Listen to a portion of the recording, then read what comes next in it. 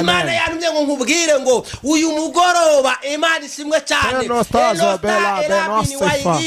shato elema igombe Imana ije byo nibwira kubagirira ni byiza si bibi ndagira ngo nkubwire ngo aya masaha hari ibyo Imana iteganya kukugirira Imana yashaka kukugeza isarafati akageza ikikereti karakamye nawe urabibona ko kagukamanye ariko ndagira ngo nkubwire ngo aya masaha Imana ifunguye sarafati ku buzima bwawe ubucuruzi ku buzima bwawe Imana ifunguye mariage Imana yakubwiye mariage ntabwo yakubwiye kuzishingira kuzacuruza ntabwo yakubwiye kuzahomba nibyo waragerageje urahomba ariko nje kukwinjiza muri sarafati no memo shala haleluya amen haleluya nakire sarafati opesti eladi meniwai abantu babyumva neza halesti kotaigide bagiye kwinjira isarafati kweri kwedo sabe no stars ne waigide elasti etopa nibyo ma abantu barakurwanyije ngo udakora ariko nagiye nkuzaniye amakuru meza Imana igiye gufungura sarafati ku buzima bwawe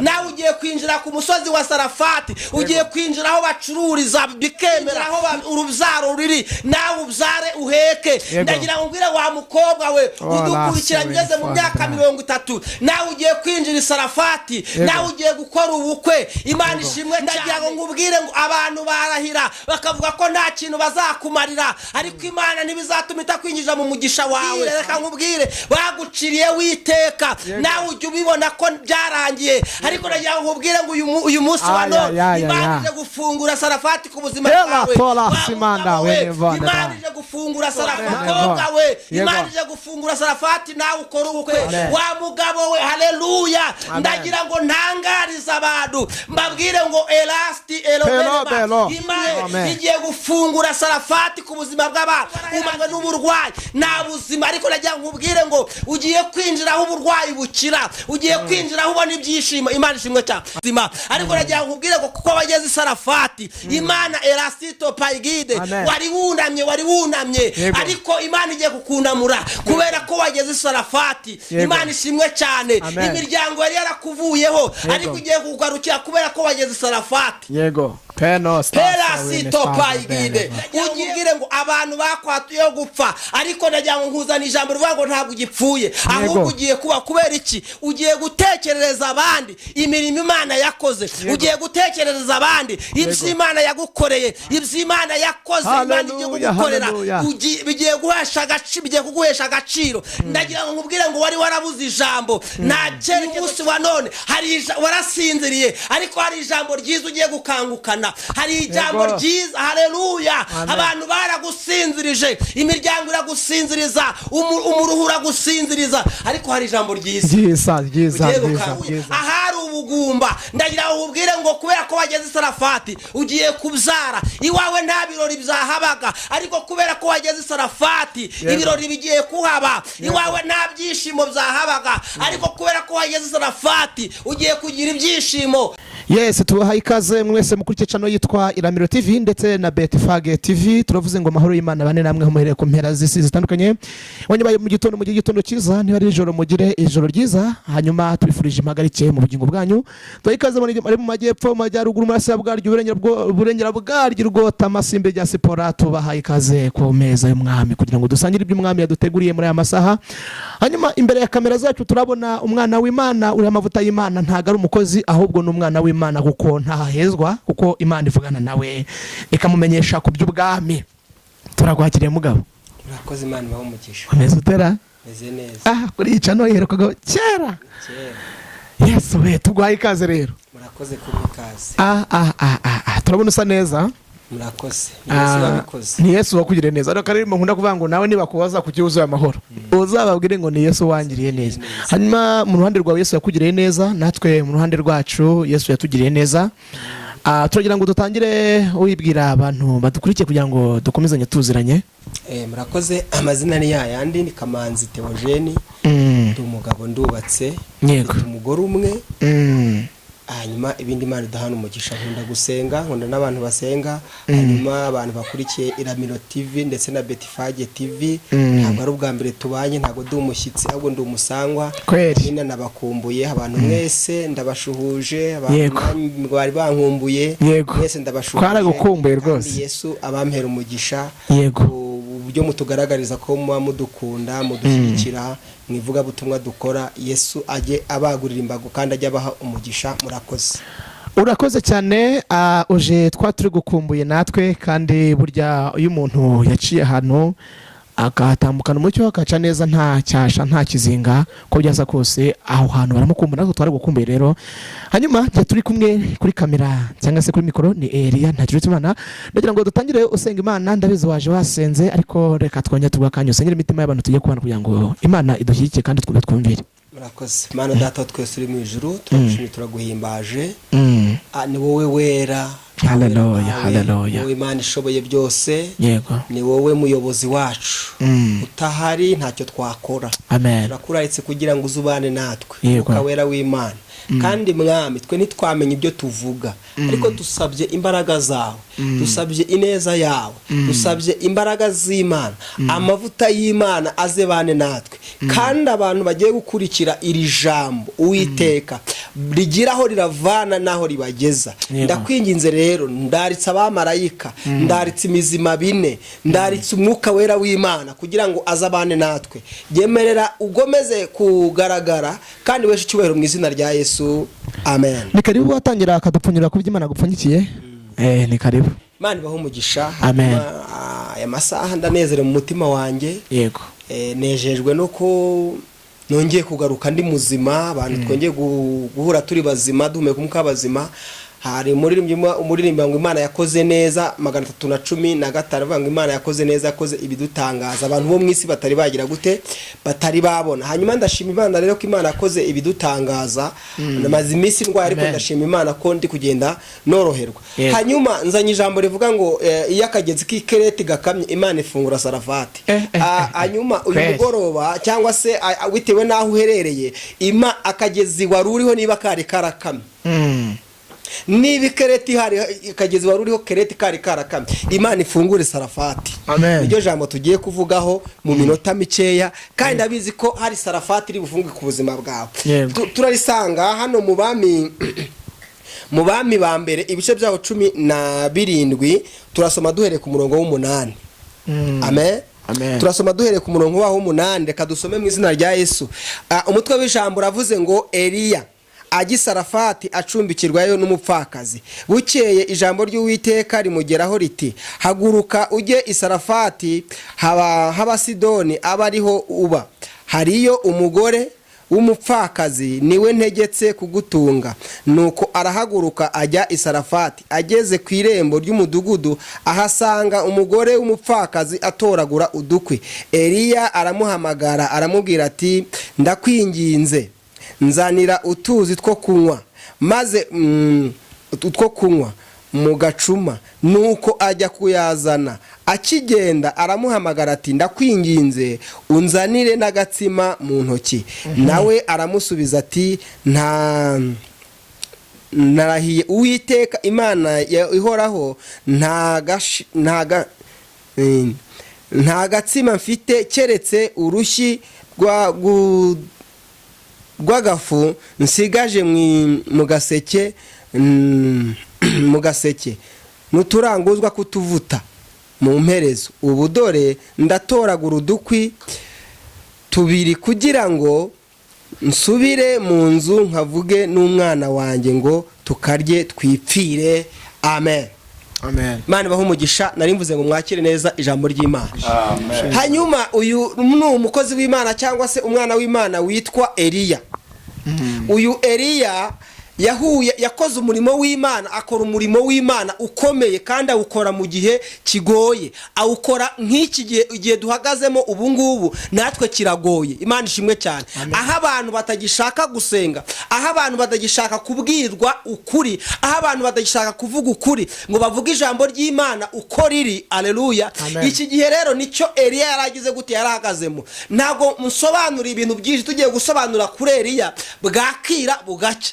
Imana ishimwe cyane. Ariko ndavuga ku bintu bibiri. Ndavuga kuri Sarafati, mvuge n'ikereti. Imana ishimwe cyane.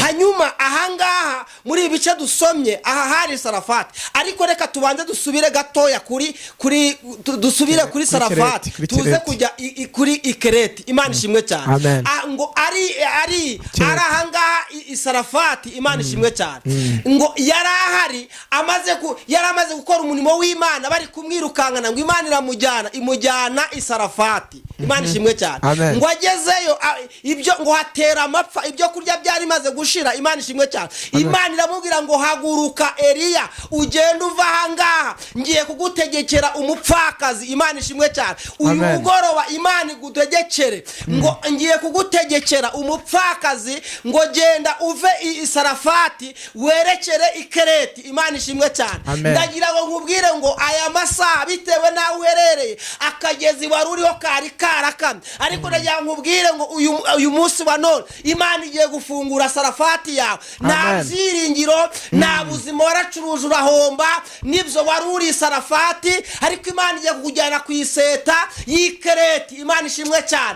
Kubera iki? Ijambo ry'Imana rirakora, ijambo ry'Imana rikora imirimo n'ibitangaza. Kwa Yayiro ijambo ry'Imana ryarabikoze, kwa Lazaro rirabikora. Imana ishimwe cyane. Ndabizi wari uri ku gisuzuguriro. Aleluya. Abantu bari baragufasheho ijambo, nta buzima, nta byiringiro byo kubaho, ariko nagira ngo nkubwire ngo usubize mu ibyiringiro. Imana yambwiye ngo mbwire abantu badukurikiye, abari muri iki gihugu, ari abari hanze yacyo, abantu badukurikiye bari muri Amerika, bari muri Canada, ndagira ngo nkubwire ngo akagezi Sarafati kari karakamye, ariko Ikereti, ariko Imana igiye gufungura Sarafati yawe.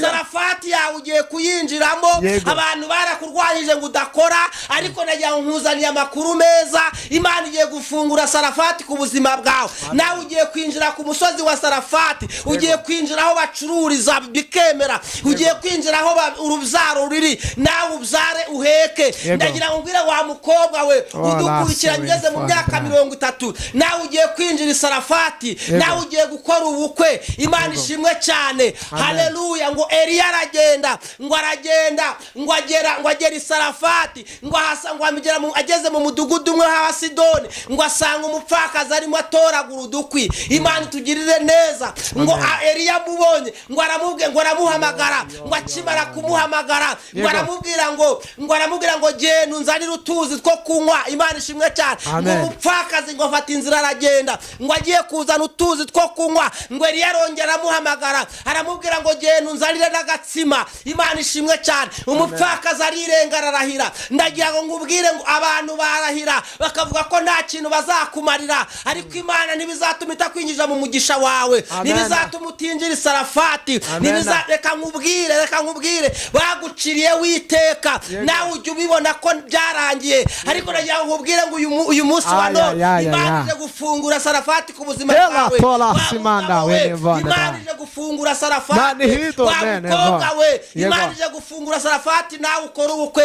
Wa mugabo we. Haleluya. Ndagira ngo ntangarize abantu mbabwire ngo Elasti Elohim, Imana ishimwe igiye gufungura Sarafati ku buzima bw'abantu. Umaze iminsi waraheranywe n'uburwayi, nta buzima, ariko ndagira ngo nkubwire ngo ugiye kwinjira aho uburwayi bukira, ugiye kwinjira aho ubona ibyishimo. Imana ishimwe cyane.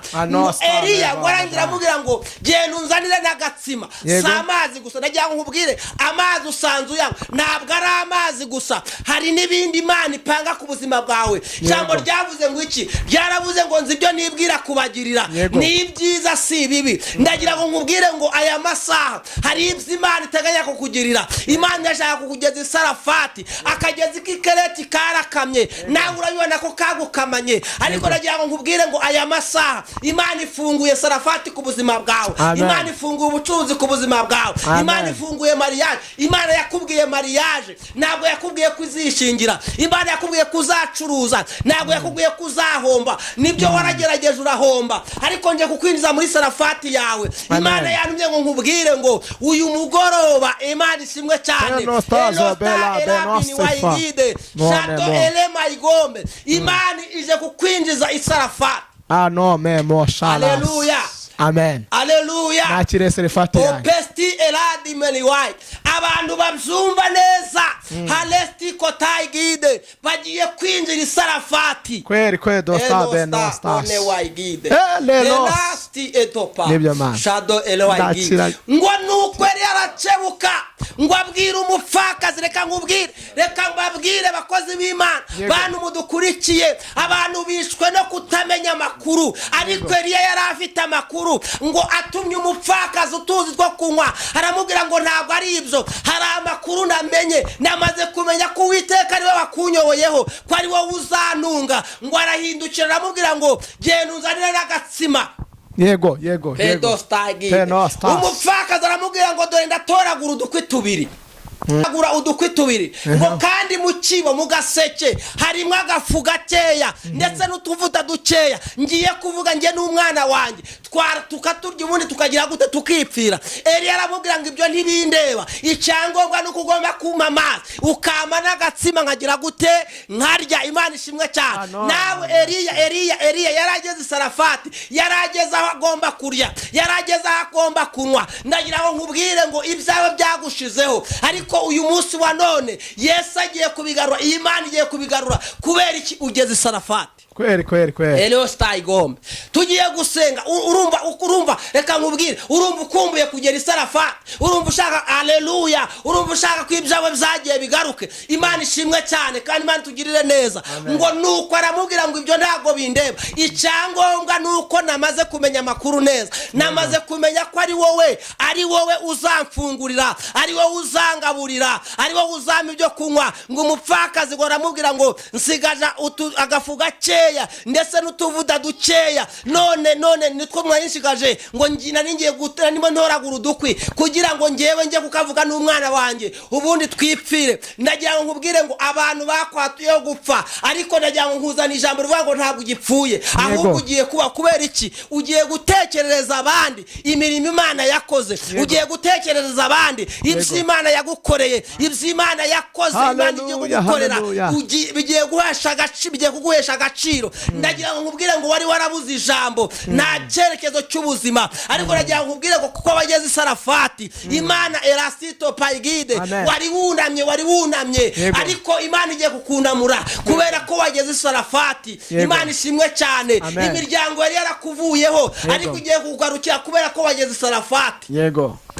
Pelasito Payigide ugiye kugera isarafati kandi nuhagera ntawe uzagutunga urutoki. Imana ishimwe cyane. Haleluya. Nibuka ijambo rimwe nasomye ngo Yakobo ngo ananiwe ngo araryama yisegura ibuye, ngo amaze kusegura ibuye ngo arasinzira ngo arota marayika ari kumubwira, amubwira amagambo nakunze cyane. Aramubwira ngo Yakobo we, aramubwira ngo byuka. Imana ishimwe cyane. Ngo arakanguka, ngo akangutse ngo agira ngo ari kurota, ngo nuko ngo asanga yiseguye iryo buye. Imana ishimwe cyane. Ngo Yakobo akimara kubyuka ngo akangukana ijambo. Ndagira ngo nkubwire uyu munsi wa none warasinziriye ariko hari ijambo ryiza ugiye gukangukana, hari ijambo ryiza. Haleluya. Abantu baragusinzirije, imiryango iragusinziriza, umuruhu uragusinziriza, ariko hari ijambo ryiza.